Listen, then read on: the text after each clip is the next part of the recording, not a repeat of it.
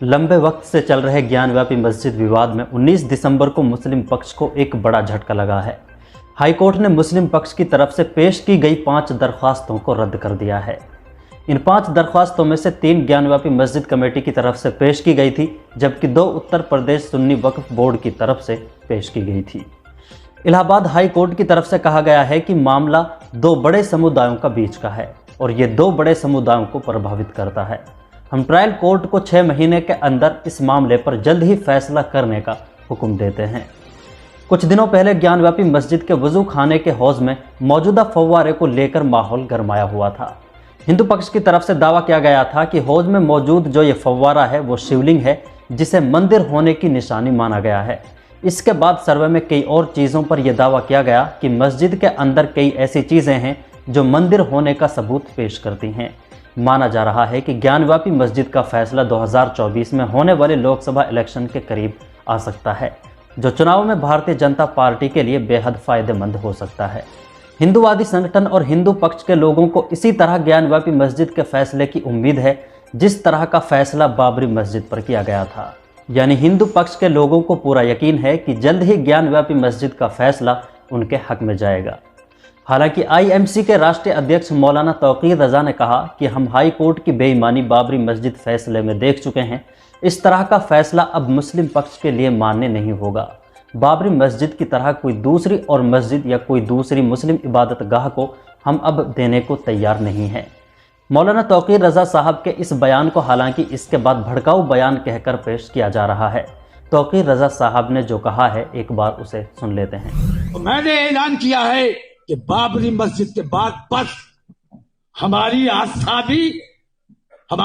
की भी अहमियत है। हमने बाबरी मस्जिद को सब्र किया है, ज्ञानव्यापी को सब्र नहीं करेंगे। इंशाअल्लाह ये लड़ाई सड़कों पर लड़ी जाएगी। हमारे प्राचा साहब कोर्ट में मस्जिद की लड़ाई लड़ेंगे, लेकिन हम तमाम मुसलमान सड़कों पर मस्जिद की हिमायत में लड़ाई लड़ेंगे। और लड़ाई वो नहीं होगी, हमें किसी से लड़ाई नहीं करनी है। हमें दिखाना है कि हम बेदार हैं, हम बर्दाश्त नहीं करेंगे। उन्होंने कहा था हमारी आस्था कोर्ट से ऊपर है। हमने कहा था कोर्ट का जो फैसला होगा हमें वो मंजूर होगा। अब मैं कहता हूं कि हमारी आस्था कोर्ट से ऊपर इसलिए है कि हम एक बार बेईमानी कोर्ट की देख चुके हैं, दोबारा देखने को तैयार नहीं है। बाबरी मस्जिद को हमने सब्र किया है, इसलिए नहीं कि हम कमजोर थे, बल्कि इसलिए कि हम अपने मुल्क की एकता और अखंडता से प्यार करते थे। मौलाना तौकीर रजा के इस बयान को चाहे भले ही भड़काऊ भाषण के तौर पर पेश किया जा रहा हो, लेकिन उनकी हर बात में सच्चाई है और इन तमाम हालात को हिंदुस्तान का मुसलमान देख चुका है। इलाहाबाद हाई कोर्ट में मुस्लिम पक्ष की तरफ से प्लेसेस ऑफ वर्शिप एक्ट 1991 के तहत मामला दर्ज किया गया था। इस कानून के तहत 1947 यानी 1947 के बाद जहां जो भी इबादत गाहें हैं उन्हें बदला नहीं जा सकता। अगर कहीं मस्जिद है तो वो 1947 के बाद नहीं बदली जा सकती और वो मस्जिद ही रहेगी। और अगर कहीं मंदिर है तो उसे किसी मस्जिद या गुरुद्वारा से नहीं बदला जा सकता। लेकिन हाईकोर्ट की तरफ से कहा गया था कि ये कानून इस मामले में लागू नहीं होता। बताया गया था कि बाबरी मस्जिद के मामले में इसलिए कानून पर अमल नहीं किया गया क्योंकि 1947 से पहले ही बाबरी मस्जिद का मामला अदालत में चल रहा था।